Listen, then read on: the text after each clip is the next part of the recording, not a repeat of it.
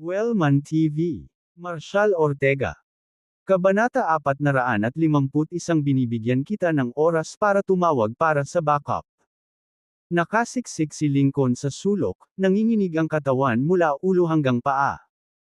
Idiniin niya ang kanyang kamay sa kanyang namamagang tseke, ang kanyang mga mata ay nagliliyab sa galit. Ngunit ang bawat hininga ay nagpapadala ng matinding kirot sa kanyang katawan. Ang lahat ng kanyang mga ngipin ay nawala, at ang pagsasalita ay halos imposible dahil sa matinding paghihirap. Ramdam ni Raw ang pagtaas ng tensyon, alam na hindi na makontrol ang sitwasyon. Nakita niya mismo kung anong klaseng tao si Marshall. Maging si Ryger, ang underground kingpin ng Harmonfield, ay yumuko sa harap niya. Madaling naibagsak ni Marshall ang pinuno ng Poison King sect nang walang pag-iisip.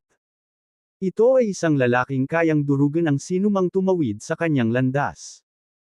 Inaasahan ni Sarah na, pagkatapos ng pagbagsak ni Vera, ang mga kaganapan ngayong gabi ay mananatiling hindi nasabi.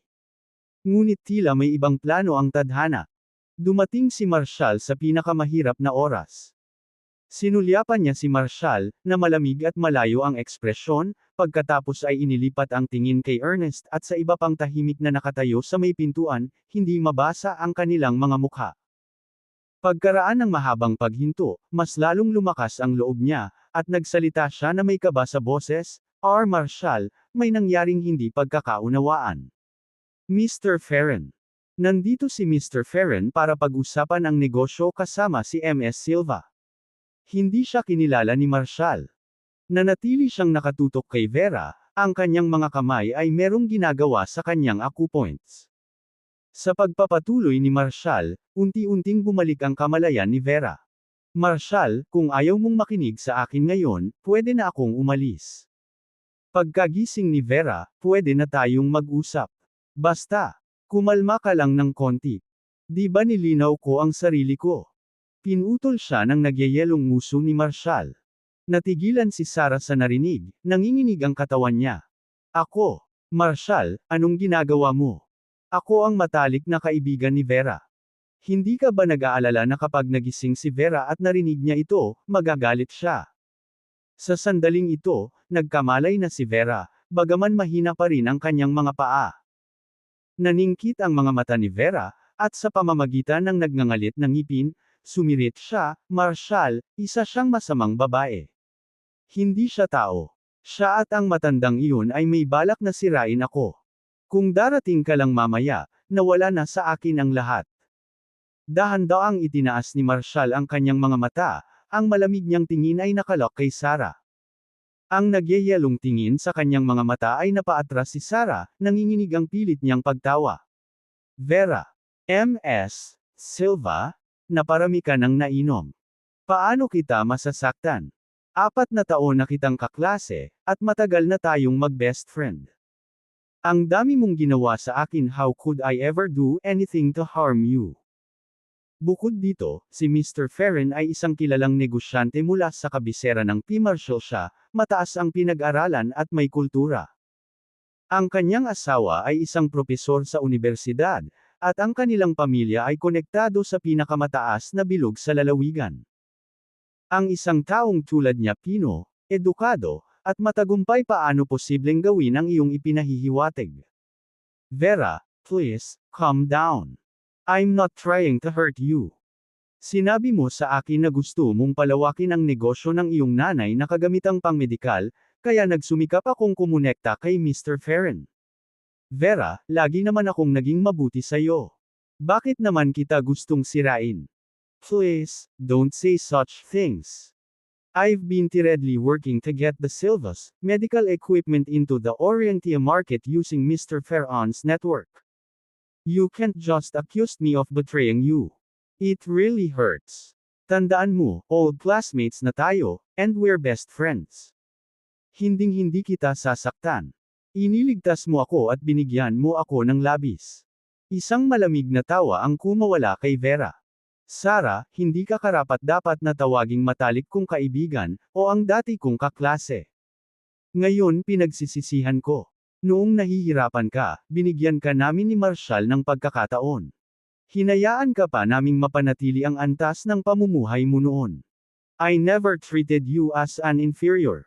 I always respected your dignidad, pero anong ginawa mo sa akin? Sinisikap mo akong sirain gamit ang matandang iyon para sirain ako. Hindi ko maintindihan. Ano bang tumatakbo sa isip mo? Wala akong ibang ginawa kundi mabait sa iyo, may nagawa ba akong mali?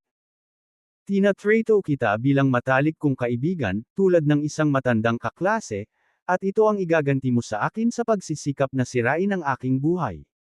Sarah, ikaw ay masamang babae. Ipinakita mo sa akin kung ano ang tunay na kahulugan ng pagkagat sa kamay na nagpapakain sa iyo. Kung kailangan mo ng pera, ibibigay ko ito sa iyo. Gusto mo ng steak sa kumpanya, at handa din akong ibigay iyon sa iyo. Kung gusto mo ng higit pa, bibigyan kita ng higit pa. Wala akong pakialam sa alinmang iyon. Gusto ko lang maging tapat ka sa akin. Nawalan ako ng aking ina noong bata pa ako, at pagkatapos ay nawala ang aking pinakamamahal na kapatid na lalaki at hipag. Lagi kong inaasam na ang bawat kaibigan na makikilala ko ay maging tapat sa akin. Pinagkakatiwalaan kita ng aking walang galang na kabaitan, at ginamit mo ito upang magplano laban sa akin para sa pera at kita. Tao ka pa ba? Sarah, hinding-hindi kita mapapatawad. Dahan-daang inangat muli ni Marshall ang kanyang tingin, nakipagtitigan kay Sarah, na basang-basa sa pawis. Bastos ka. Kabanata 452 Turf Wars. Si Lincoln ay kumukulo sa galit, desperado na patayin si Marshall. Agad niyang tinawagan ang kanyang kapatid na si Scott.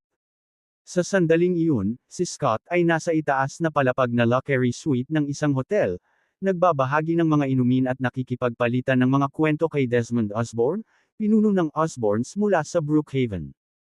Nagdilim ang mukha niya nang tanggapin ni Scott ang tawag ni Lincoln. Mr. Osborne, kailangan kong bumaba sa ika-4 na palapag para may asikasuhin. Magpapatuloy ka nang wala ako. Pesmo. Casual na tanong ni Desmond, "What's going on, Scott?" "Something wrong." Sumagot si Scott sa mahinang boses, "Some guy named Marshall from Harmonfield just attacked my brother at my hotel. Man it, he's asking for death." Dahil doon, lumusab siya, pinamunuan ang isang grupo ng mga bodyguard pababa sa ika-4 na palapag. Nagtagal si Desmond sa pagproseso. Marshall mula sa Harmonfield. No way, ang lalaking iyon ay isang walking curse. At binugbog lang niya si Lincoln, ang matandang lecher na iyon. Naisipan niyang pigilan si Scott, ngunit nasa labas na ng pinto ang lalaki. Dumating si Scott sa labas ng room 403, nakita niya si Mark at ilang iba pang nakabantay. Tumahol siya, "Who the hell are you, making trouble in my hotel?" Bugbugin sila. Sa isang sigaw, sumugod ang kanyang 12-dosenang bodyguards. Napatingin sina Mark at Ernest kay Marshall. Malamig na sabi ni Marshall, "Huwag kang maawa sa mga thugs na ito, hayaan mo sila." "Oo, Ginoo." Si Mark at ang kanyang koponan ay hindi nag-atubili, na naglunsad sa isang buong puwersang pag-atake. Sa kabila ng kanilang bilang, ang mga bodyguard ni Scott ay hindi katugma sa pangkat ni Mark, isang grupo ng mga batikang manlalaban, na sinanay na pumatay. Wala pang 2 minuto, nasa lupa na ang bawat bantay. Walang pagpipigil, bawat galaw ay kumukuha ng dugo, bawat hampas ay nakakabali ng mga buto. Gulat na pinagmamasdan ni Scott si Mark at ang kanyang mga tauhan ng walang awa na umatake. Ngayon lang niya napansin ang matinding aura ng bloodlust na nagmula sa kanila. Ngayon, makakatagpo siya ng mga pro. Madilim niyang pinandilatan si Marshall sa silid at ang bumagsak na si Lincoln sa sahig, pinilit ang sarili na pigilan ang nag-aapoy na galit sa kanyang dibdib. Ang husay ni Mark at ng kanyang mga kasama sa pakikipaglaban ay medyo naging maingat sa kanya. Pagkatapos ng lahat, sa paglipas ng mga taon sa pag-navigate sa kriminal na underworld, alam niyang may mga taong hindi niya kayang tumawid. Bago gumawa ng isang marahas na hakbang, alam niyang kailangan niyang sukatin ang lakas ng kanyang kalaban. Humarap siya kay Marshall at nagtanong, "Mind telling me what exactly my brother did to offend you?" Bago sumagot si Marshall, sumigaw si Lincoln, Scott, nasa gitna lang ako ng isang business deal kasama sina Vera at Sara mula sa Silva Group, at pinasok lang nila ako at binugbog ako. Nagdilim ang mukha ni Scott. Look, that's crossing a line. Hindi naman pwedeng pumapatol ka na lang ng walang dahilan, di ba? Tumingin si Marshall kay Lincoln na may malamig at mapanuksong ngiti. Too scared to own up, hindi ba? Binuksan niya ang kanyang mga salita ng isang malupit na pagtapak, na nabasag ang mga buto sa kabilang binti ni Lincoln. Isang hiyaw ng matinding paghihirap ang napuno sa silid habang ang magkabilang binti ni Lincoln ay nabawasan sa mga basag na pira-piraso sa ilalim ng paa ni Marshall. Nabaluktot sa galit ang mukha ni Scott habang sumisigaw, "Masyado kang maangas, bata. Nagdudulot ng gulo sa aking turf, hindi ka ba natatakot na hindi ka makakalabas dito? Bakit hindi ka magtanong sa paligid at alamin kung sino si Scott sa lungsod na ito?" Nagtaas ng kilay si Marshall. "So, you're someone I should care about. You think I'm scared of whatever dirty tricks you might pull?" Sumigaw si Scott, natatakot. "Dapat ikaw. Hindi mo alam kung ano ang mangyayari sa mga taong nanggugulo sa akin sa aking lupain, they end up dead." Nagkibit balikat si Marshall. "Oh, gusto mo maglaro? Tara, laro tayo." Nanigas si Scott, malamig na pinalaki si Marshall. "Anak, kung nagmamakaawa kang mamatay, pagbibigyan ko ang hiling na iyon." Ngumisi siya, "Sa lungsod na ito kapag kumikilos ako, nanginginig ang lupa." "Oh talaga?" Tumawa si Marshall, hindi mapakali. "Sige, sige."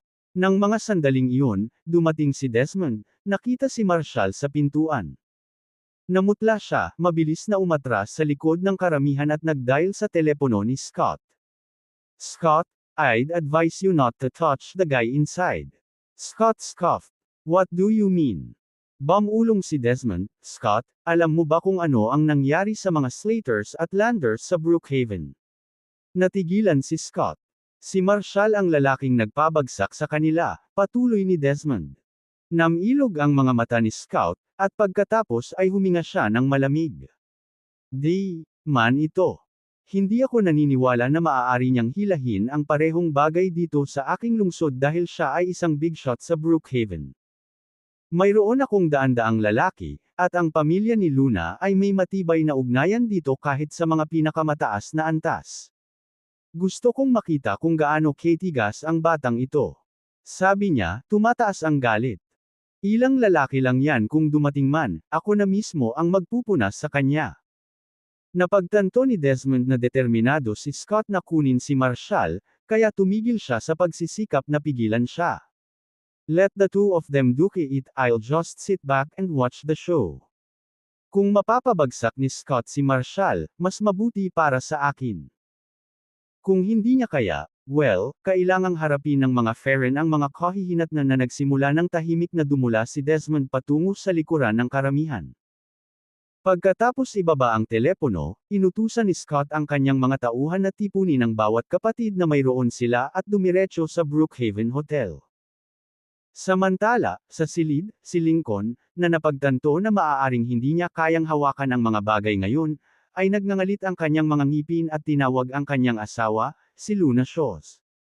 Kung hindi ito kakayanin ng mga tauhan ni Scott, gagamitin niya ang bawat opisyal na koneksyon na kailangan nila para makuha si Marshall at ang kanyang mga tao. Kabanata 453 Calling in Reinforcements. Sa mga tawag na ginawa ni Lincoln at Scott, mabilis na tumaas ang mga bagay. Ang mga tauhan ni Scott, na armado ng mga kutsilyo, paniki, at iba pang sandata, ay nagtipon sa Brookhaven Hotel mula sa sulok ng lungsod.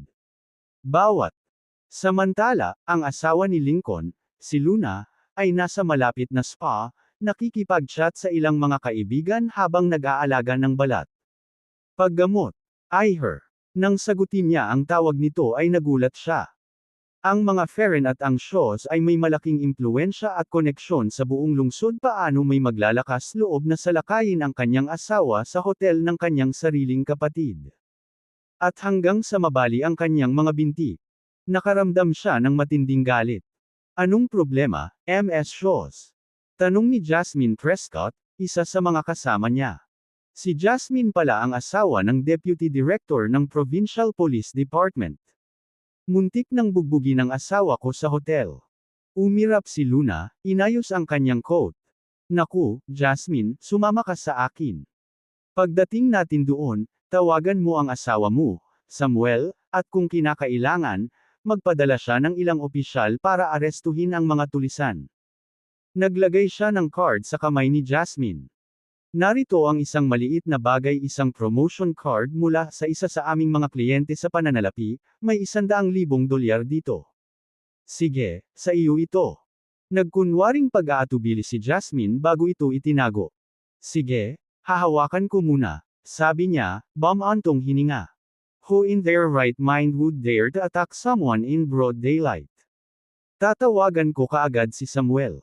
Ang mga kriminal na iyon ay nararapat na parusahan ng mabigat. Tingnan muna natin kung ano ang nangyayari. Mabilis na nagmaneho sina Luna at Jasmine patungong Brookhaven Hotel. Noon, dumating na sa pasukan ang ilan sa mga tauhan ni Scott, nakahanda na ang mga sandata. Kumunat ang noo ni Luna nang makita sila. Kayong lahat, manatili dito at maghintay. Sa kanyang pananaw, pinakamahusay na hawakan ito ng legal. Arestuhin muna sila, at kapag nakulong na sila, sisiguraduhin niyang mahaharap sila sa bilangguan. Mabilis na tinungo nina Luna at Jasmine ang room 403. Napatigil sila sa lamig ng eksena sa loob. Nakaupo si Lincoln sa sahig, puno ng dugo, namimilipit sa sakit. Lincoln, anong nangyari? Sinong gumawa nito? Napabuntong hininga si Luna. Itinuro ni Lincoln si Marshall, nang gagalaiti. Siya iyon. Tawagan ang pulis, hulihin at patayin silang lahat. Galit na pinandilatan ni Luna si Marshall, kayo. Wala kayong kontrol. Sa sikat ng araw, nang ahas kayong talunin ang isang kilalang lokal na negosyante sa estadong ito. Lahat kayo mananagot sa batas. Napakamot ng ulo si Jasmine. Sa totoo lang, walang respeto sa batas ang mga mangmang na ito. Grabe. Sinasakta ng isang tulad nito. Lahat kayo ay tumitingin sa seryosong oras ng bilangguan. Teka lang. Tinawagan ko na ang asawa ko, siya ang Deputy Director ng Provincial Police Department. Any minute andito na ang mga officers. Enjoy your last moments of freedom dahil lahat kayo ay makukulong. Sa ngayon, ang mga mausisa na bisita mula sa hotel ay nagsimulang magtipon, nagbubulungan sa kanilang mga sarili. Ang mga tagalabas na ito ay nasa mundo ng kaguluhan. Ang nabugbog ay si G. Ferren ng Ferren Enterprises. At ang hotel na ito ay pagmamay-ari ng kaibigan niyang si Marco. Si Marco ay parang Grim Reaper sa paligid. Kahit sinong manggulo sa kanya ay hindi makakalabas ng hindi nasaktan. Not to mention, ang asawa ni Mr. Ferren ay isang propesor sa universidad, at ang babaeng kasama niya ay asawa ni Mr. Harrington. Ang mga taong ito ay talagang pumili ng mga maling tao na guguluhin ngayon. Kapag itinapon na sila sa kulungan, hindi magtatagal ay may kawawang mangyayari sa kanila. Kabanata 454 na mga katotohanan na inihayag. Lalong lumaki ang mga tao sa labas ng room 403, nagbubulungan at nagchichismisan tungkol sa nangyari. Si Luna, na hinimok ng mga nanonood, ay nagpahayag, hindi ito magtatapos ngayon. Kung hindi ko maipapakulong ang bawat isa sa inyo, nakakainsulto sa batas. Sa ngayon, nakabawi na si Vera. Pinunasan niya ang luha niya, tumayo siya, at hinarap si Luna. Are you his wife? You're a university professor, yet you barged in here without knowing the full story and started blaming others. Did you bother to ask what that semibag husband of yours did? Patuloy niya, nanginginig ang boses niya. Galit. O kahit papaano ay hindi isang pangungut siya sa batas kapag inaabuso niya ang kanyang kapangyarihan at umasal na parang hayop. Bago pa makasagot si Luna, galit na sumingit si Jasmine. How dare you call Mr. Ferren a sa asterisk mabag? Isa siya sa mga nangungunang negosyante ng kabisera ng P. Marshall siya. Itinaas niya ang kanyang kamay, naglalayong sampilan si Vera sa mukha. Ngunit hinawakan ni Marshall ang kanyang palso sa himpapawid, ang kanyang tingin ay malamig. Mag-ingat ka, baka mabali ang palso mo. Nagulat si Jasmine sa mapanganib na kislap ng mga mata ni Marshall, nauuto, kayo. Kayong lahat ay walang iba kundi mga thug. Naikuyom ni Vera ang kanyang mga kamao, galit pa rin. Ang skambag na asawa mo at si Sarah ay nagsabuatan para akitin ako dito sa pagkukunwaring pinag-uusapan ang negosyo. He dared to spike my drink. Kung hindi dumating ang kaibigan kong si Marshall sa oras, naiintindihan mo ba ang mga karumal-dumal na bagay na binalak niyang gawin? Ang mga bisitang nagsisiksikan sa pasilyo ay mabilis na nahuli sa sitwasyon. What the hell, ito tinaguri ang top entrepreneur tried to pull that kind of stunt. Despicable. Di ba nag-speech lang siya kahapon about how character is wealth sa university? Ha! At ganito ang ugali niya. Tapos na akong makinig sa mga kalokohang ibinubugaw ng mga taong ito. Hoy, hinaan mo ang boses mo. Tignan natin kung paano tumugon dito ang asawa ng kanyang propesor sa universidad. Sinama ng masamang tingin ni Luna si Lincoln. We'll deal with this pag-uwi natin. Pagkatapos, dahan-daang lumingon kay Vera, tinitigan siya ng taas-baba. So, ikaw si Vera Silva, CEO ng Silva Group. Young and pretty, I see. Kung gusto mong magnegosyo at gamitin ang mga channel ng pamamahagi ng mga Ferren para sa iyong kagamitang medikal, naisip mo bang magiging madali ito? What's the harm in paying a little physical price to secure a contract? It's not like he ate you alive. Jasmine smirked. A businesswoman getting squeamish about this. Itigil ang pagpapanggap. Boyfriend mo ba ito? Ngumisi siya, sumulyap kay Marshall. Naiintindihan ko, nahihiya ka sa harap niya, kaya naglalaro ka ng inosente. Ang mga babaeng tulad mo, nagnenegosyo sa ganitong sukat na nakakaalam kung ilang lalaki ang nakausap mo ng palihim.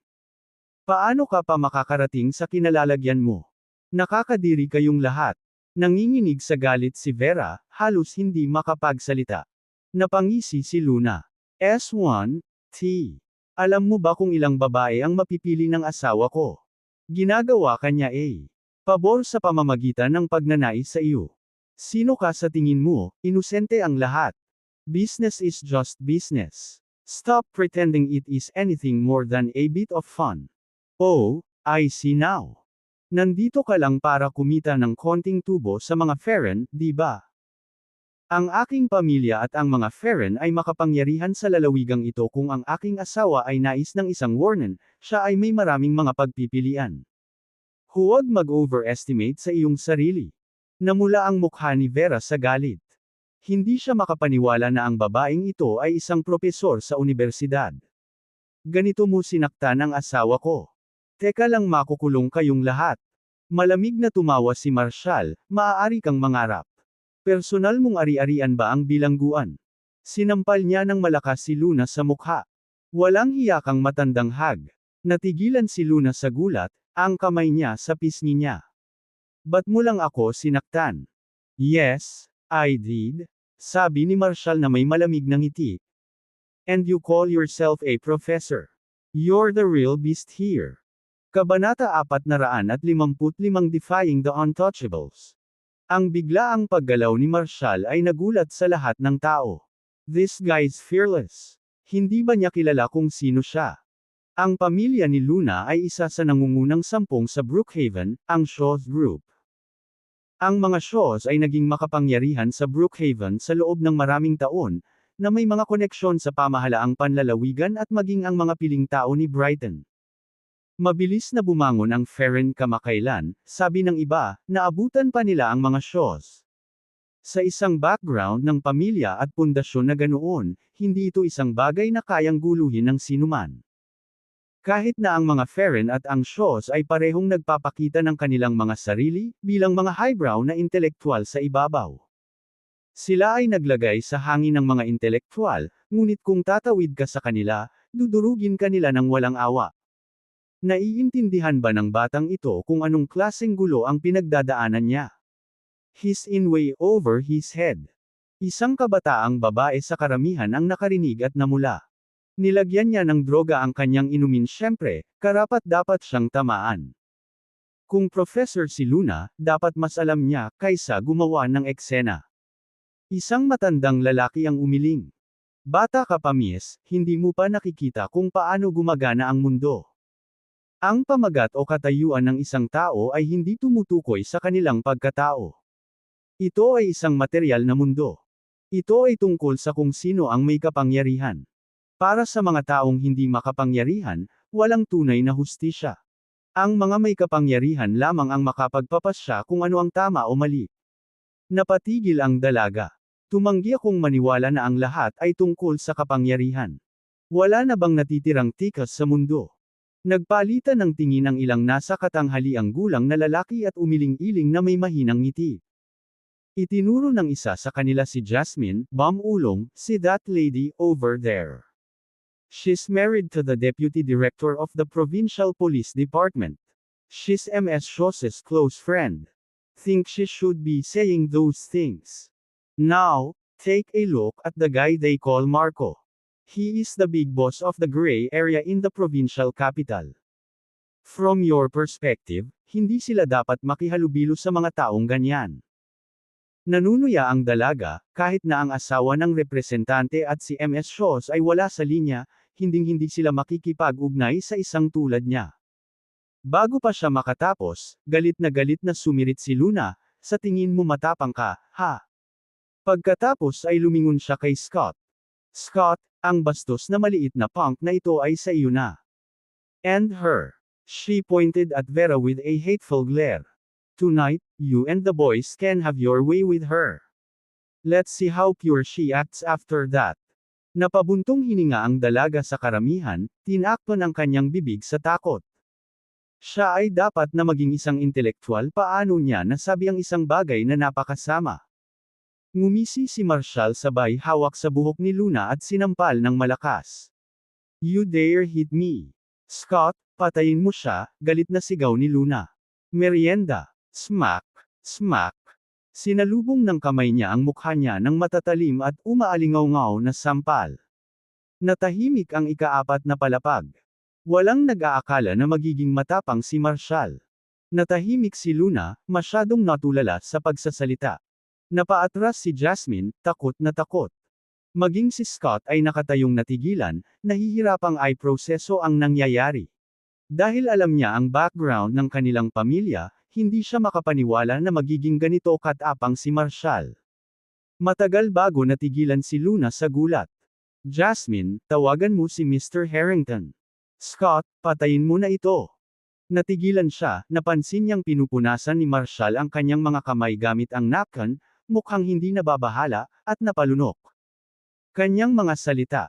Nagtago sa likod ng mga tao, si Desmond ay bumuhos sa malamig na pawis, ang lamig na dumadaloy sa kanyang gulugod habang nakatingin sa walang kibo na mukha ni Marshall.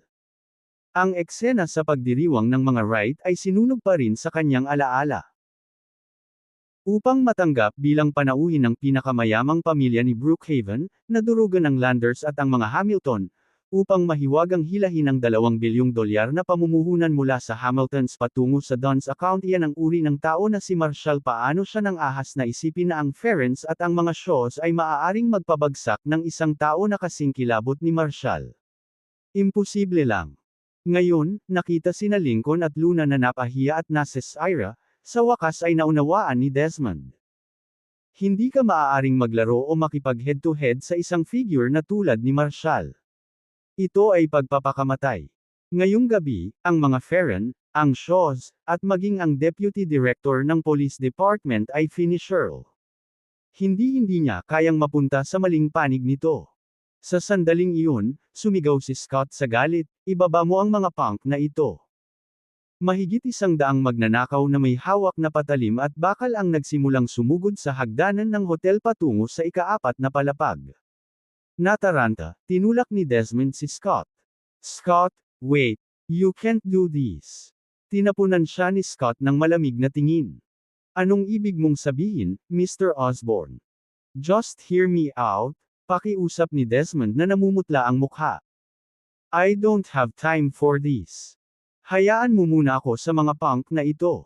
Mamaya na tayo mag-usap." Putol ni Scott. Kinaway-kaway ni Desmond ang kanyang mga kamay. "Scott, trust me," humingi ng tawad kay Mr. Ortega ngayon din. Mabilis siyang lumapit kina Marshall at Vera. Mr. Ortega, Ms. Silva, wala akong ideya na nandito ka. Kung alam ko, mas maaga akong dumating. Walang pakialam nang ngumiti si Marshall. Oh, Desmond, kanina ka pa nandito. Nagtatago sa crowd, umaasang mawawalan ng kontrol, di ba? Nagbulungan ang mga tao. Tumingin si Scott sa paligid, nalilito. Ano sa lupa ang nangyayari? Lasing ba si Desmond? Kabanata 456 na pagkakanulo o kaligtasan. Hindi inaasahan ni Desmond na may alreya si Marshall. Hindi inaasahan ni Desmond na napansin na siya ni Marshall. Buti na lang at natauhan siya sa tamang panahon. Kung hindi, ang kapalaran ng Osborns ngayon ay hindi tiyak. Nanginginig ang mga paa niya sa takot, agad siyang napaluhod sa harapan ni Marshall. Mr. Ortega, kontrabida ako. Pakiusap, maawa ka at patawarin mo ako ngayon. Isang pangako, sinuman sa kabisera ng P-Marshal siya na maglakas loob na saktan ka o si Ms. Silva ngayon. Ako, si Desmond Osborne, ay gagamitin ang lahat ng aking mapagkukunan upang matiyak na ligtas ka. Kahit na ang aking pamilya ay hindi tulad ng dati, mayroon pa rin kaming impluwensya sa lungsod. Ang desperado na pakiusap ni Desmond ay nagpagulo kay Lincoln. Naalala niyang nakainom kanina si Desmond, at hindi naman lasing ang lalaki. Willing ba talaga siyang lumaban sa mga Ferren para kay Marshall? Habang naguguluhan pa ang lahat, tumayo si Desmond at tinuro si Scott, Luna, at Jasmine. Pinapayuhan ko kayong lahat na itigil ang inyong ginagawa, yumuko, at humingi ng tawad kina Mr. Ortega at Ms. Silva, na humihingi ng tawad sa kanila. Kung hindi, ako, si Desmond, ay agad na mapuputol ang relasyon sa kapwa Ferren at Shaws. Kung patuloy kang lalaban kay Mr. Ortega, hindi ako tatayo. Sinenyasan niya ang dalawang bodyguard na nakatayo sa tabi niya. Tawagan ang lahat ng mga lalaki ng Osborne at dalhin sila sa Brookhaven Hotel sa loob ng 2 minuto. Sabihin kay Luis na gamitin ang lahat ng koneksyon sa Osborne sa kabisera ng P-Marshal siya. Wala kaming ililibreng gastos para maningil para kay Mr. Ortega. Ngayon, makikita ko kung sino ang maglakas loob na pahirapan si Mr. Ortega dito. Agad na tumawag ang 2 bodyguard. Ang mga nightclub at hotel ng Osborne ay matatagpuan sa kalyeng ito. Sa utos ni Desmond, 12 ng mga security guard ni Osborne na may dalang mga electric baton ang sumugod sa harapan ng Brookhaven Hotel. Si Scott, Luna, at ang iba pa ay hindi makapaniwalang nakatingin sa mga mali-mali na kilos ni Desmond na halos magdulot sa kanila ng galit. Desmond, nasisiraan ka na ba ng bait? Aawayin mo talaga ako dahil sa batang ito. Anong ginagawa mo? Saglit na nanlilisik kay Marshall, itinuwid ni Desmond ang kanyang likod at mariing sumagot, Scott, maaaring matakot sa iyo ang iba, ngunit hindi ako. Ngayon, nililinaw ko ang sarili ko. Kung maglakas loob kang magbuhat ng kamay kay Mr. Ortega, lalaban hanggang kamatayan ang mga Osborne. Nagkaroon ng kaguluhan sa harap ng Brookhaven Hotel. Ilang mga kapitan ng seguridad ng Osbornes ang sumugod kay Desmond, na nagsasabing, Mr. Osborne, lahat ng 70 sa atin ay nandito. Ano ang plano? Ang mga security guard ay karamihan ay mga dating sundalo at martial artist. Ang kanilang kabuuang lakas ay mas malaki kaysa sa pangkat ng mga thug ni Scott. Remember, stay at this room's door. Kung sino man ang manggahas na manggulo kay Mr. Ortega, ibaba mo sila. Oo, Ginoo. Tumugon ang mga kapitan, agad na pumila sa labas ng room 403. Ang eksenang ito ay nagpatulala sa lahat. Alam ng lahat na ang mga Osborne at Ferren ay may malapit na relasyon. Lagi nilang sinusuportahan ang isa't isa. Noong nakaraan, sina Scott at Desmond ay mga kaibigan noong bata pa. Nagsama-sama sila noong bata pa sila bago maghiwalay. Ngayon, binubuksan ni Desmond ang Ferrens at Shaws para kay Marshall. Ano ang nangyayari? Ganoon ba kalakas ang background ng binatang ito? Nawala nang masabi si Luna. Hindi lamang malapit si Desmond kay Scott, ngunit naging mabuting kaibigan din niya ang kanyang kapatid na si Cesar. Ano ang nangyayari sa lalaking ito ngayon? Bakit siya lumalaban sa kanila? Pinunasan niya ang dugo sa kanyang bibig, Itinuro niya si Desmond, nagmumura, Desmond, nawala ka na ba sa isip mo? Huwag mong kakalimutan, noong nahirapan ang pamilya mo, pinahiram ka ng kapatid ko ng 5 milyon para tulungan kang makalusot. At ngayon ay lumalaban ka sa amin para sa ilang tagalabas. Isang mapait na tawa ang pinakawalan ni Desmond. Luna, ito ang sasabihin ko, kapag nagpakita ang kapatid mo, yuyuko din siya.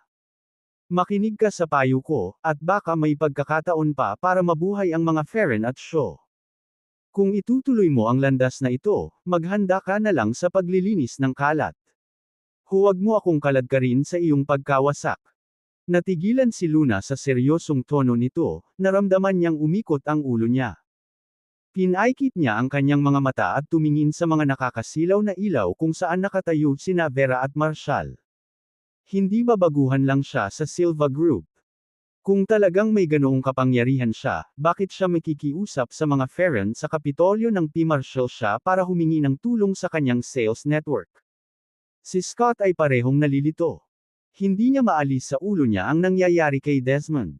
Desmond, anong laro ang nilalaro mo dito? Ikaw at ako ay magkaibigan. Talaga bang susuyuan mo ako para sa kanila? Madiin na tumanggo si Desmond. Oo naman. Pagkatapos ay itinuro niya ang mga security guard ng Osborns. Makinig ka, kung sino man ang maglalakas loob na hawakan si Mr. Ortega, bugbugin mo. Them to death.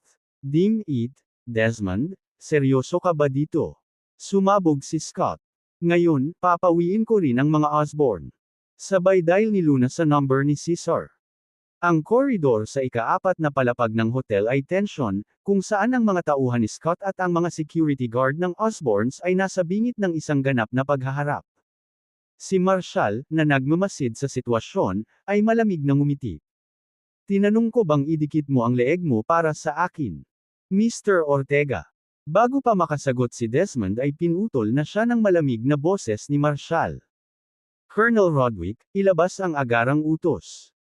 Agad na tumawag sa Wallaby Mountain Training Center at sabihin sa mga sundalo ng Warwolf Special Forces na mag-assemble sa harap ng Brookhaven Hotel sa loob ng 10 minuto. Sa parehong oras, ipaalam kay Major General Wilson na mag-ulat sa Special Operations Military Region Headquarters. Magsasagawa kami ng anti-terrorism operation sa Brookhaven Hotel ngayong gabi. Oo, General. Naagaw ang atensyon ni Ernest. Kabanata 457 ang hindi nakikitang general. Naiwan si Desmond na naguguluhan sa mga sinabi ni Marshall. Pagsasanay laban sa terorismo ng Special Operations Military Region. Si Marshall dapat ang CEO ng East Development Group ng Dons, di ba? Tumawa ng mapanukso si Scott, what the hell are you dawdling about? Anti-terrorism exercise. Special Operations Military Region. Wala ka na sa isip mo, di ba? Talking nonsense like some split personality. Ang mga taong nagkukumpulan sa paligid ay tila parehong nalilito. Naging kakaiba ang araw. Una, ang over-the-top na pagpapakita ni Desmond, at ngayon ang mga engranding pahayag ni Marshall tungkol sa aksyong militar at pagiging isang general. Maaari ba itong isang kalokohan na itinanghal ng isang grupo ng mga mayayamang elite sa kabisera ng P. Marshall siya? Gayunpaman, iba ang iminungkahi ng dagwang mukha ni Lincoln at Sarah, kasama ang mga pasa kay Luna. Ito ay tiyak na hindi mukhang isang gawa. Kung ito ay, ang mga taong ito ay dinadala ang pang-aabuso sa sarili sa isang bagong antas. General. Nanlamig ang katawan ni Desmond habang kinakabahang nakatingin kay Marshall. Siya ay hindi isa na tumalon sa mga conclusion, ngunit malinaw niyang naalala ang kahanga-hangang eksena na nasaksihan niya sa Wright's Banquet sa Harmon Field. Casual na pinunasan ni Marshall ang mayayamang Landers at ang mga Hamilton nang hindi pinagpapawisan. Walang ordinaryong tao ang maaaring gumamit ng gayong kapangyarihan, na may hawak na kapalaran sa kanyang mga kamay na parang mga laruan lamang. Hindi yun nakita ni Scott, ngunit nakita ni Desmond. Tulad ng mga buhay na alamat, ang 5 figurang nakatayo sa harap ng pinto ay nagpabilis ng tibok ng puso ni Desmond. Bagamat hindi sila nakasuot ng mga ranggo ng militar o insignia ng unit, ang mga camouflage fatigue at combat boots na suot nila ay malinaw na hindi anumang bagay na mabibili mo sa sibilyang merkado. Sa sandaling iyon, tahimik na sumandal at bumulong ang isa sa mga kapitan ng bodyguard. Mr. Osborne, professional soldiers yan. Special Forces, to be exact. Ang kapitan ng bodyguard ay nagmula rin sa background ng Field Army, kaya mapagkakatiwalaan ang kanyang mga salita.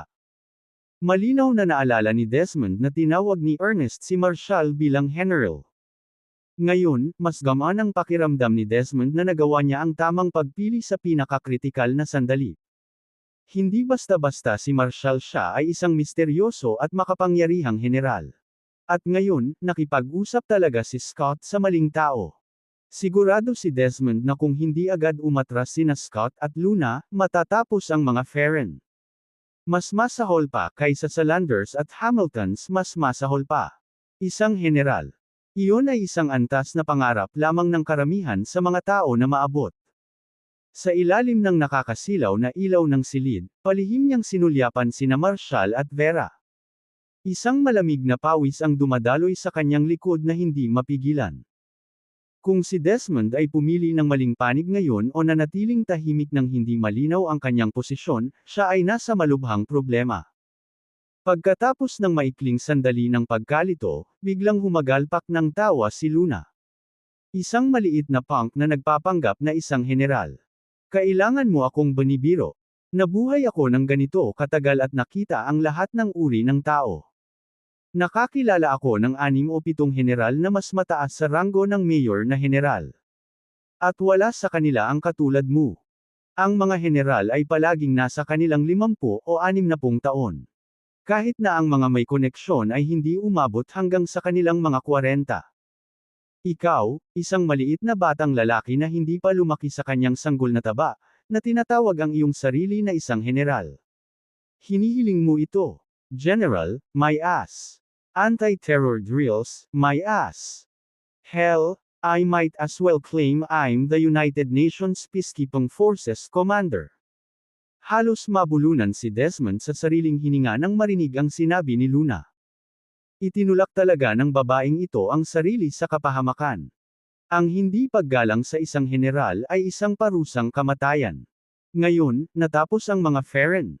Kung hindi ito maayos ni Jeezer pagdating niya, bababa ang mga show sa kanila. Itinuro ni Scott si Ernest at ang iba pa, na nanunuya, kayong mga bastard, ilan sa inyo ang sinusubukang guluhin? Ako. Nagpapanggap bilang mga espesyal na puwersa mula sa Draconia Special Operations Military Region. Sapat na yun para maaresto ka ngayon. Desmond, I'm asking you one last time, authorized ka ba o hindi?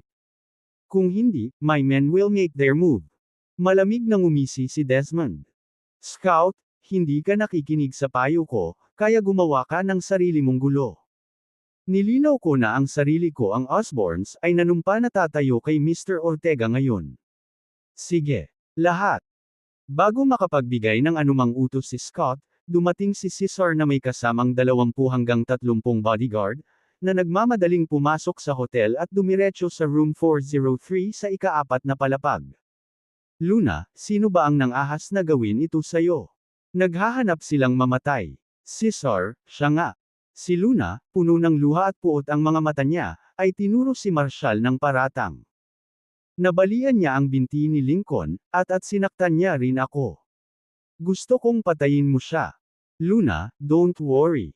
I'll get justice for your Cesar nodded fiercely at saka tumangalasa. Marshall.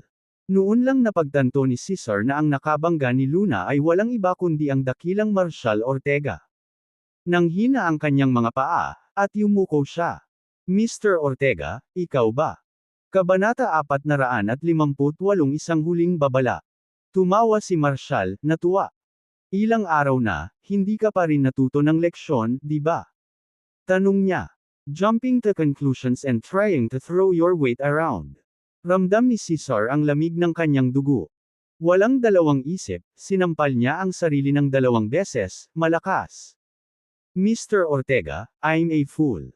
I just can't change. I know what I need to do. Sa pagkakataong iyon, wala siyang ibang hinangad kundi sakalin ang kanyang kapatid.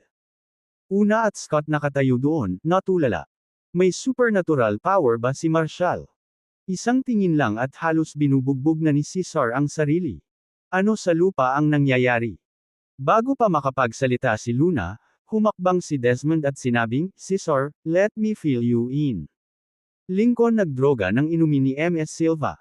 Isang hamak lang ang gagawa niyan. He deserves everything coming to him. Nagpatuloy siya. At ang kapatid mo. Imbes na punitin si Lincoln, tumalikod siya at ininsulto si MS Silva. Isang tunay na pares ng halimaw, silang dalawa. Naintindihan naman agad ni Cesar inalayan siya ni Desmond para maayos ang mga bagay-bagay kay Marshall. Uutusan pa lang niya si Luna na humingi ng tawad kina Marshall at Vera nang biglang sumigaw si Luna, Cesar, anong ginagawa mo? Yumuyuko ka at humihingi ng tawad sa kanila. Nasisiraan ka na ba ng loob? Ito ang kabisera ng Team Marshall sa aming turf. She hissed. Paano kung nidroga ni Lincoln ang babaeng iyon? Kahit na natulog siya sa kanya, ano ang malaking bagay? Ang mga babaeng nakikipaglaro sa mga lalaking ganyan ay naglalaro lang. She's acting like some kind of saint. Smack. Namumula sa galit ang mukha ni Cesar habang hinahampas niya si Luna sa mukha. Nakakadiri ka. Kaiya-hiya ka ng asawa mo. Yumuko ka ngayon at humingi ng tawad kina Mr. Ortega at MS Silva at magmakaawa sa kanila na iligtas ang iyong buhay.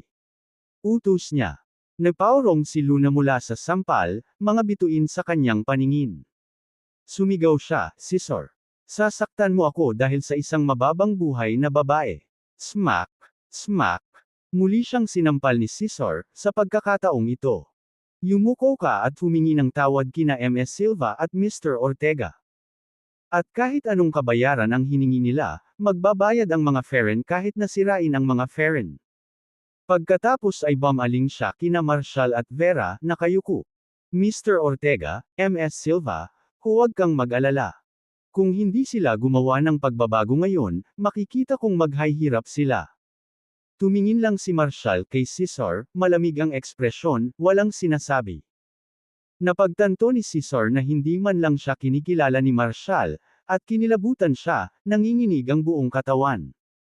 Sa piging para sa right, halos walang sinabi si Marshall mula simula hanggang matapos. Kapag nagpasya siyang bigyan ka ng pansin, ibig sabihin tapos na ang pamilya mo. Sa isang casual na ngiti, nag-iisang pinunasan niya ang $1 billion na lander sa 2.5 minuto. Ang isang taong tulad niya ay isang taong hindi kayang pukawin ni Cesar. Sa sobrang gulat ay napahawak siya sa buhok ni Luna. Narinig mo ba ako? Kapag hindi mo ginawa ang sinabi ko, tatanggihan kita. Hindi kita magiging kapatid. Agad namang natigilan si Luna. Si Cesar, na noon pa man ay hindi kapani-pani walang protektado sa kanya, ngayon ay hindi lamang handa na putulin ang relasyon sa kanya. Pumanig din sa dalawang estranghero, kahit nasaktan siya. Nawala na ba silang lahat? Parehong natarante si Jasmine. Bigla siyang nagkaroon ng masamang pakiramdam. Napatingin siya kay Marshall. Sa gitna ng kaguluhan at tensyon, nanatili siyang kalmado gaya ng dati. Ang ganitong katahimikan ay hindi lamang kamangmangan, ito ay ang uri ng kumpiyansa na nagmula sa pag-alam na makokontrol niya ang sitwasyon. Naghinala siyang hindi lang ordinaryong tao si Marshall. Kung hindi, paanong ang isang tulad nina Desmond at Cesar, dalawa sa pinakamaimpluwensyang tao, ay matatakot sa kanya. Kung medyo lasing si Desmond at gumawa ng kalokohang desisyon, nasira din kaya si Cesar. Ilang beses siyang nag-alinlangan sa kanyang kamay kasama ang $1 million card ng pagkonsumo, inilabas ito, pagkatapos ay isinuot muli. Umiiyak na nagtanong si Luna, Cesar, gagawin mo ba talaga ang sayer tie sa akin para sa kanila? Sa bingit ng kabaliwan, umungol si Cesar, Luna, makinig ka, sasabihin ko ulit ito kung hindi kayo yumuko kay MS Silva at humingi ng tawad, hindi kita patatawarin ni Lincoln. Agad na sumigaw si Luna, Cesar, what the hell? Mas gugustuhin ko pang mamatay kaysa humingi ng tawad sa karumal-dumal na babae na iyon. Malamig na sanggal ni Cesar. Fine, simula ngayon, putulin na natin ang lahat. Maglalabas ako ng pampublikong pahayag bukas. Natigilan si Luna, napahawak sa pisngi niya. Ikaw, teka. Kahit hindi mo ako tulungan, may mga koneksyon pa rin ako sa mga upper circle. Tumanggi akong maniwala na hindi ko sila kayang sirain. Fine, Luna. Kung gusto mong sirain ang sarili mo, sige na. Walang magawa si Cesar at gumapang pabalik kay Marshall. Ginoong Ortega. Pinutol ko na lahat ng relasyon ko sa kanya. Sabihin mo sa akin, paano mo gustong harapin ko sila? Magsabi ka lang, at gagawin ng mga shows ang lahat para matulungan ka. Ang mga nanunood ay natigilan lahat, pinapanood ang eksena. Ano sa lupa ang nangyayari sa mga ulo ng mga Osborne at mga shows ngayon? Big Shot Cesar is willing to put ties with his own sister just to get justice for Marshall and Vera. Sa panunood ng eksenang ito, hindi mapigil ang mapangiti ng dalaga kanina. Mapanukso niyang sinulyapan ang nasa katanghaliang mga lalaki sa paligid niya at bamulong, ang mundong ito ay hindi kasing dumigaya ng iniisip mo.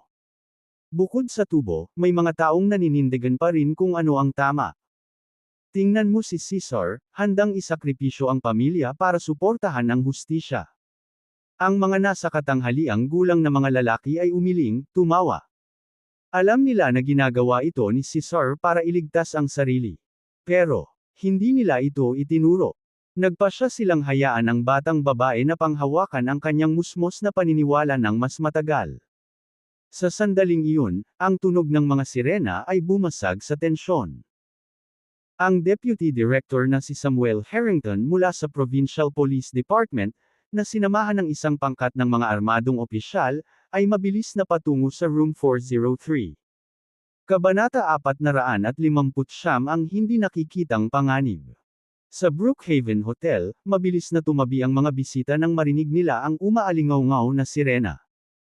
Napansin nilang ang mga opisyal na dumarating sa pinangyarihan ay pawang mga armadong espesyal na puwersa mula sa punong tanggapan ng pulisya ng P. Marshal siya. Mukhang talagang sumabog ang mga bagay ngayon.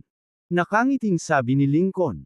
Mr. Harrington, salamat sa pagpunta mo dito ngayon. Kapag natapos na ito, magbibigay ako ng 10 milyon sa punong tanggapan para tumulong sa pag-upgrade ng kagamitan para sa pangkat. Matigas na sagot ni Samuel, Mr. Ferren, itabi natin yan para mamaya. Sa ngayon, nasaan yung taong nanggugulo sa hotel nyo? Sabik na ikinwento ni Scott ang kwento, nagdagdag ng maraming pagmamalabas, na naglalarawan kung paano pinalo ni Marshall si Lincoln ng walang kabuluhan. Ngunit hindi siya nagbanggit ng isang salita tungkol sa kung paano nilagyan ng droga ni Lincoln si Vera kanina. Sa mahinang boses, idinagdag ni Scott, Mr. Harrington, hindi ba ang gayong seryosong pag-atake ay nangangahulugang isang mahabang sentensya sa bilangguan? Kung ang masasamang iyon sa loob, si Marshall, ay magiging desperado at sumusubok na lumaban, handa ka bang ilabas siya kaagad? Tanong ni Scott na nagkukunwaring pag-aalala. Tumingin si Samuel kay Scott at tumango. Of course. Lahat ng officers dito ngayon ay Provincial Police Department Armed Special Forces. Kung ang sospek ay lumaban ng marahas na arestuhin, kami ay ganap na handa na barilin siya sa lugar. Nakangiting alam ni Scott. Mr. Harrington, I'll travel to Otrinia on business next month. I could check on your son while I'm there. Anumang gusto mong sabihin ko sa kanya. Saglit na nag-alinlangan si Samuel. Naku, tingnan natin pagdating ng panahon. Sa ngayon, naka-duty ako. Kinuha niya ang kanyang radyo at malamig na sinabi, Snipers 1 and 3, pumwesto kayo. Isang malupit na ngiti ang naglaro sa labi ni Scott. Marshall, if you dare act tough again, lalagyan ka ng bala ng Provincial Police Department Special Forces. Samantala, sa loob ng Room 403, nagmamadaling pumunta sina Cesar at Desmond kay Marshall. Mr. Marshall, we're good friends with Mr. Bateson of the Provincial Police Department. Tatawagan namin siya at ipaalam sa kanya ang sitwasyon. Isang malamig na panunuya ang pinakawalan ni Marshall. Ang Special Operations Military Region na humahawak ng mga anti-terror mission ay hindi nangangailangan ng mga walang kaugnayang koneksyon ng mga tao. Paalisan ang iyong mga tauhan dito. Naunawaan kaagad ni Desmond ang punto ni Marshall at tinawag ang pinuno ng seguridad, inutusan siyang bawiin ang lahat ng mga gwardya ng Osbornes. Nang marinig ang tunog ng mga sirena, lumiwanag sa tuwa si Luna, na para bang na-fuel siya ng adrenaline. Sumabog siya. Isang tawa, sumisigaw. Temin at Jasmine. Nandito si Samuel. She scrambled up from the floor, pointing at Marshall and yelling, "Just you are you with my husband attacked me," and even pretended to be a general. "I swear, you'll see that you pay for your comms today," and paglingon ni na Cesar at Desmond, nakita niya, at kayong dalawa ay maghubad, kasama sa bahay, hindi ko i-report ang tungkol sa inyo. With that, hinawakan ni Fama si Jasmine at padabog na lumabas ng kwarto. Half-tumbling, sinugod nila si Samuel, "Mr. Harrington, Mr. Harrington, ikaw na sa wakas." Namatay, kumikilos na parang nakakita ng matagal nang nawawalang kamag-anak. Nangingilid ang luha, itinapon niya ang sarili kay Samuel, halos yakapin ng matapang na direktor. Nagmamadaling hinayla siya pabalik ni Jasmine. "Stop! Stop! Walang yakap!" Huminto si Luna, napagtanto kung paano siya nawala ng katinuan. Binitawan niya ang mga balikat ni Samuel, para lamang hawakan ng mahigpit ang mga kamay nito, ayaw bumitaw sa pagkakahawak nito. "Mr. Harrington, Hikbi. Hikbi." Siya whimpered, malinaw sa bingit ng pagbagsak sa luha sa kanyang mga bisig. Kahit kailan sa buhay niya ay hindi siya napahiya ng ganito. Nang makita ito, balisang pumagitna sa kanila si Jasmine. "Luna, please don't do this. He's my husband," awkwardly cleared his throat si Samuel. "So, Ms. Shaw, what happened to you?" Lalong humikbi si Luna. "Mr. Harrington, ang mga thug na ito ay ganap na wala sa kontrol. Hindi lamang nila ako at ang aking asawa ang binugbog, ngunit mayroon din silang lakas ng loob na magpanggap na isa sa kanila ay isang general. Binubuli nila ako, sinaktan. Bilang ordinaryong mamamayan, lunukan lang natin ang galit." Maluha-luhang pakiusap ni Luna, "Mr. Harrington, kailangan mong tumayo para sa amin." Sumimangot ng malalim si Samuel. "Ano? May nang-ahas na magpanggap na general? Hindi ka panipaniwala." Uutusan na sana niya ang mga opisyal na salakayin ang Room 403 at arestuhin si Marshall nang sumugod ang isang pulis na may hawak na radyo. "Mr. Harrington, Mr. Bateson from headquarters is on the line." "Mr. Bateson. Ano kaya ang itatawag niya ngayon?" Ungol ni Samuel, naguguluhan. Habang sinasagot niya ang tawag, naging seryoso ang kanyang ekspresyon, at nagsimulang tumulo ang malamig na pawis sa kanyang noo. Dahan-dahan niyang itinaas ang kanyang mga mata patungo sa silid kung nasaan si Marshall, isang pakiramdam ng paglubog sa kanyang bituka. General talaga ang lalaking ito. Kung dumating ang tawag na iyon kahit makalipas ang ilang minuto, maaaring nakagawa siya ng malaking pagkakamali ngayon. Buti na lang at wala pa siyang ginawang marahas, kaya may oras pa para ayusin itong ibinaba ni Samuel ang telepono, inayos ang uniforme, at mabilis na lumapit sa room 103. Si Luna, na clueless pa rin sa sitwasyon, ay nagmamadaling sinundan siya. "Mr. Harrington. Mr. Harrington, mangyaring makinig sa ako." Hinawakan siya ni Jasmine. "Luna, sandali lang. May importanteng bagay na dapat asikasuhin ang asawa ko. Huwag kang mag-alala, sisiguraduhin ni Samuel na makakamit mo ang hustisya." Hiniwalay ni Samuel ang mga tao at humakbang pasulong, mabilis na kumilos hanggang sa tumayo siya sa harap ni Marshall. With a respectful tone, he asked, "Ikaw ba si General Marshall Ortega?" Kabanata 460 ang palaipat-lipat na katapatan. Nagliwanag agad ang mukha ni na Cesar at Desmond. Nang makita ang mataimtim na kilos ni Samuel, sinabi ang lahat. Humakbang si Ernest at nag-anunsyo. "Mr. Harrington, ito si General Marshall, punong instructor at pangunahing general ng Warwolf Special Forces Unit. Isang anti-terrorism operation ang magaganap dito sa ilalim ng Special Operations Military Region." Agad na naagaw ang atensyon ni Samuel at mariing sumaludo. "General Marshall, sir. Ako si Samuel Harrington, Deputy Director ng Brookhaven Police Department. May maitutulong ba ang aming departamento?" Icily na sagot ni Marshall. "Hindi.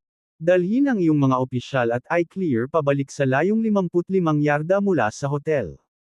Walang hindi awtorisadong tauhan ang pinapayagan sa malapit. Ang lahat ng mga bisita sa loob ng hotel ay dapat na lumikas sa loob ng 5 minuto. Oo, Ginoo. Tinanggap ni Samuel ang mga utos ni Marshal nang walang pag-aalinlangan, agad na itinuro ang lahat ng mga opisyal na ilipat ang bawat nanood sa labas ng hotel. Nang masaksihan ang eksenang ito, nagsimulang matarante si Scott. Talaga bang maging general si Marshal? Ang lahat ay tila masyadong surreal. Nakaramdam si Scott ng biglang pagkatakot. Ang masaklap pa nito, habang pinalilikas ng mga pulis ang mga nakabantay, iniwan siya at ang kanyang mga alipin sa loob ng hotel. Ano ang ibig sabihin noon? Parehong natarante si Luna sa eksenang nasa harapan niya. Ano sa lupa ang nangyayari? Hindi mukhang nandito si Samuel para arestuhin si Marshal sa halip, parang tinutulungan niya itong linisin ang area then, to her shock, pinona ni Samuel ang lahat ng officer sa labas ng hotel. Ganap na nalilito, sumigaw siya pagkatapos niya, Mr. Harrington. Hindi mo ba ako hahawakan? Sitwasyon. Tumigil si Samuel, malamig ang boses. Ms. Shaw, pasensya na, pero ngayon, ang Special Operations Military Region ay nagsasagawa ng anti-terrorism operation, na walang autoridad na makialam ang departamento ng pulisya. Oh, at ikaw ay itinuturing na isang potensyal na banta, kaya mangyaring panatilihin ang iyong distansya. Kung hindi, sasampalin kita dito at ngayon. Labis na natulala si Luna.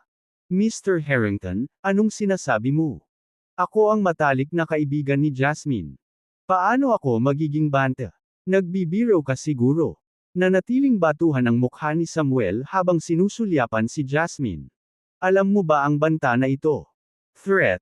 Si Jasmine parang nataranta na parang nabaliw na ang mundo. Kilala ko ba siya? Hindi ko siya kilala. Good. Then let's go. Natigilan si Samuel sabay hila kay Jasmine habang papalabas. Namumula ang mukha ni Luna sa galit. Sumigaw siya, Mr. Harrington. Kinuha ni Jasmine ang card ko na may $1,000,000 dito, at ngayon ay hindi mo ako pinapansin. Natigilan si Jasmine, nanginginig sa gulat. Sa galit sa kanyang mga mata, pinandilatan siya ni Samuel at sinampal siya ng malakas sa mukha. You dragged me into this mess for money. Kinuha mo ba talaga ang card niya? Nataranta at natarante si Jasmine, mabilis na ibinalik ang card kay Luna. I didn't take your card. You're a threat. Ewan ko sa'yo. Wala akong kinalaman sa'yo, wala. Malamig na tinignan siya ni Samuel. Kung guguluhin mo ulit ako ng ganito, hiwalay na tayo. Oo, wala akong kinalaman sa kanya. Mabilis na tumabi si Jasmine sa likod ni Samuel, nakayuko habang naglalakad sila palayo. Si Luna, na nagngangalit, ay inihagis sa lupa ang card. Jasmine, you're supposed to be my friend, but you abandoned me here. Nakakadiri ang babaw mo. Sabihin ko sa'yo, kahit magpanggap kang hindi mo ako kilala, sisiguraduhin kong isusumbong ka para dito. At para sa kanila, wala silang Special Operations Military